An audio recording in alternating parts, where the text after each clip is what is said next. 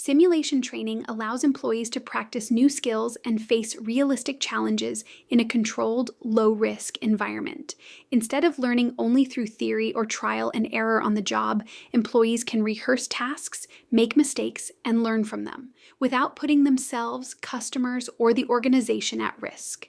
For HR professionals, simulation training is especially valuable when safety, cost, or complexity make real-world training impractical.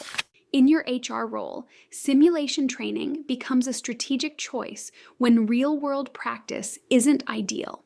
Simulations help reduce safety risks, limit costly errors, and give new or less experienced employees the chance to practice advanced tasks. When designed well, simulations balance realism with protection, ensuring learning happens without unnecessary exposure to risk. Simulation training can take several forms, depending on the learning goals. 3 commonly used approaches are vestibule training, case studies, and role play. Each method offers a different level of immersion and interaction, allowing organizations to choose the format that best fits the task, the learner, and the environment.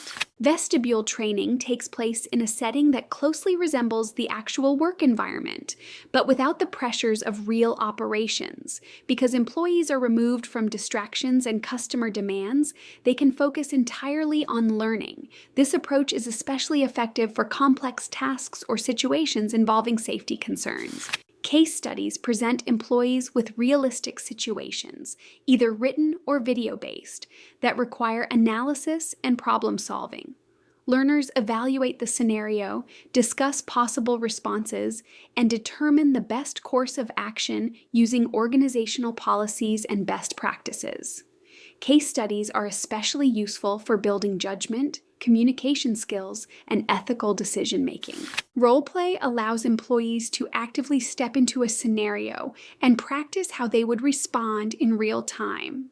Participants may rotate between roles, such as employee, customer, or manager, giving them insight into different perspectives.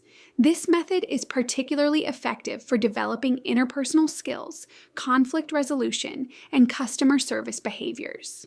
By practicing responses in advance, employees feel more confident and prepared when similar situations arise in the workplace. Simulation training is most effective when tasks are dangerous, costly, complex, or difficult to replicate. In these situations, allowing employees to practice first significantly reduces risk and improves outcomes. Simulations give learners the chance to build competence before performing tasks that carry real consequences. Consider a food service environment where employees work with high-temperature ovens and sharp equipment. Instead of learning through live exposure, employees can use simulations to practice safety protocols, equipment operation, and emergency responses. This approach minimizes the risk of burns, cuts, or other injuries, while ensuring employees fully understand proper procedures. Simulation training is also valuable for complex tasks that require precision and expertise. For example, employees learning to maintain specialized equipment can practice the process in a simulated environment before working on live systems. This reduces costly errors, improves accuracy, and builds confidence, especially for employees new to the role.